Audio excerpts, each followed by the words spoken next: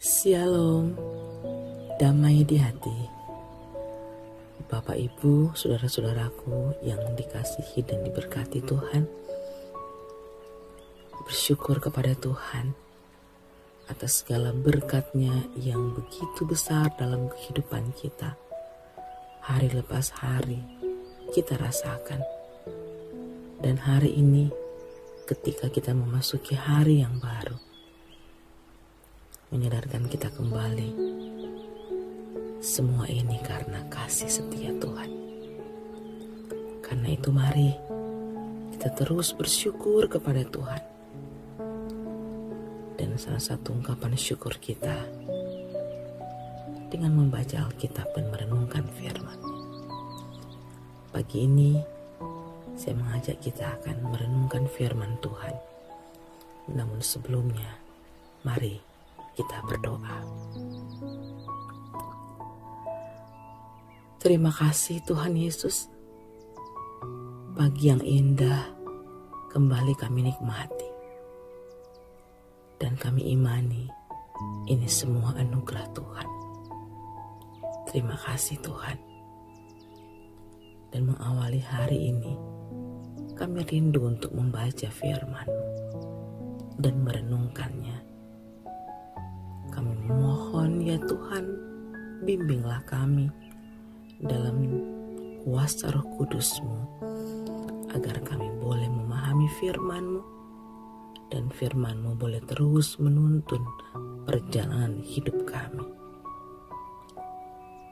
Kami mohon ampun akan salah dan dosa kami. Layakkan kami menikmati kuasa firman-Mu di pagi ini. Bersabdalah ya Tuhan, kami sedia mendengarkannya. Di dalam nama Tuhan Yesus Kristus, firman yang hidup, kami berdoa.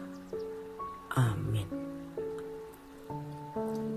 Bapak, Ibu, saudara-saudaraku, bacaan Alkitab di pagi ini, Selasa 21 Maret 2023, terdapat dalam Injil Markus pasal 14 ayat 45 dan 46. Dan ketika ia sampai di situ, ia segera maju mendapatkan Yesus dan berkata, "Rabi," lalu mencium dia. Dan mereka memegang Yesus dan menangkapnya. Demikian pembacaan Alkitab, dan tema renungan di pagi ini, ciuman pengkhianatan seorang sahabat. Bapak, Ibu, saudara-saudaraku yang dikasihi dan diberkati Tuhan,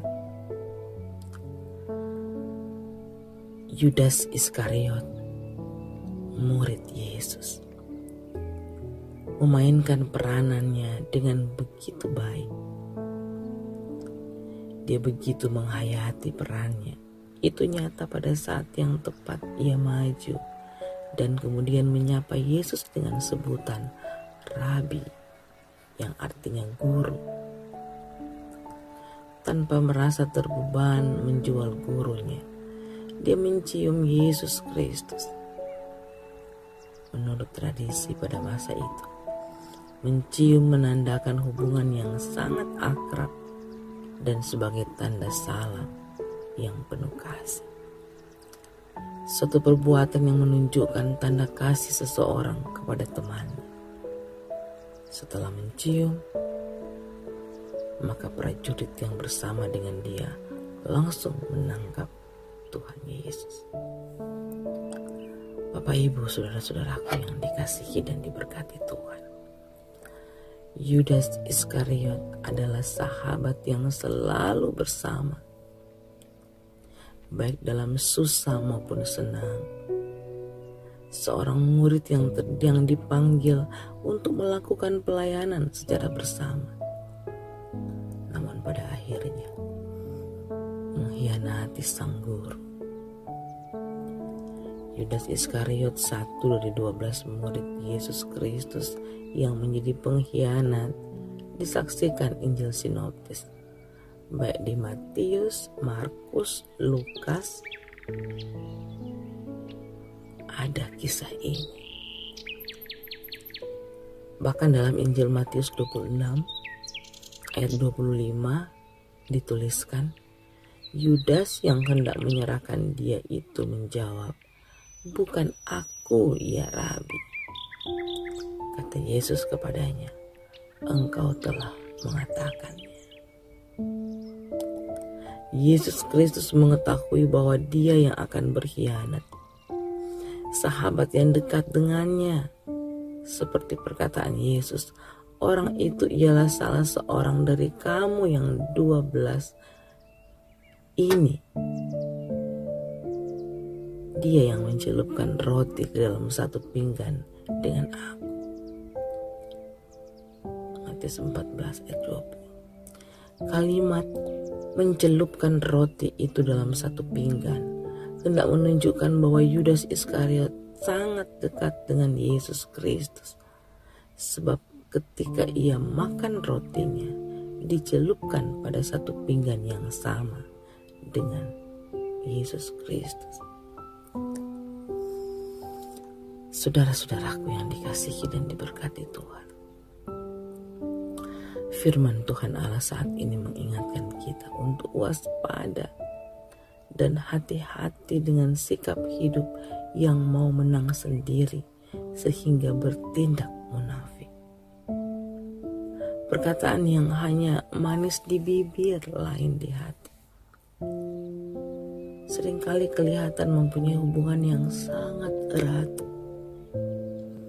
Ketika bertemu di mana saja ada cipika-cipiki. Bersalaman yang erat.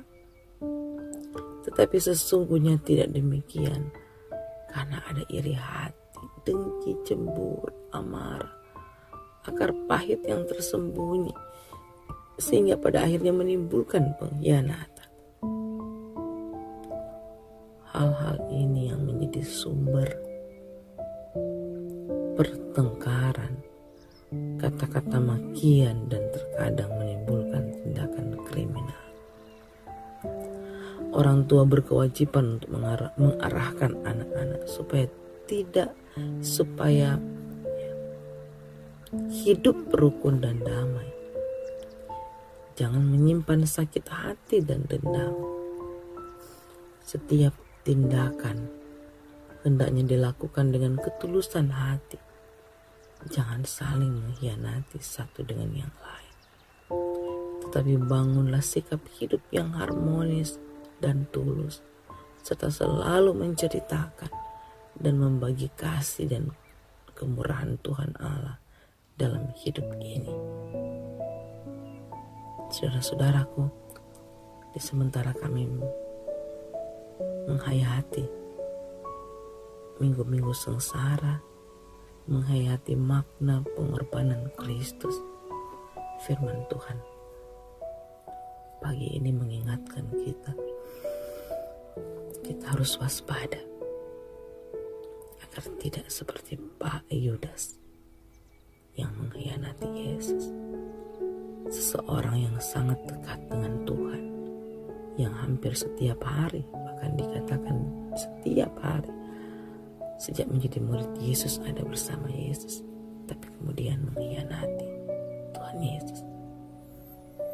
Kiranya dalam hidup kita dijauhkan segala perbuatan-perbuatan itu.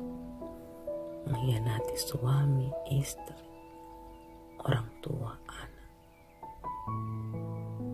Mengkhianati Tuhan. Tapi hendaklah kita boleh hidup dengan penuh kasih, ketulusan, sukacita, sehingga berkat-berkat Tuhan ada bersama kita. Tuhan Yesus memberkati firman-Nya dan memberkati kita semua. Amin. Mari kita berdoa. Terima kasih ya Tuhan untuk firman yang boleh kami renungkan bersama di pagi ini.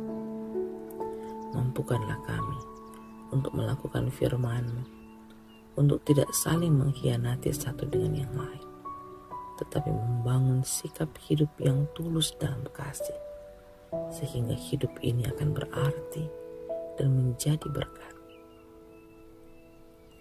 seluruh kegiatan kami di sepanjang hari ini. Siang, dari pagi, siang, dan malam, kami hanya mau serahkan dalam tuntunan tangan kasih Tuhan. Kiranya apa yang kami rencanakan hari ini boleh dibuat berhasil oleh Tuhan.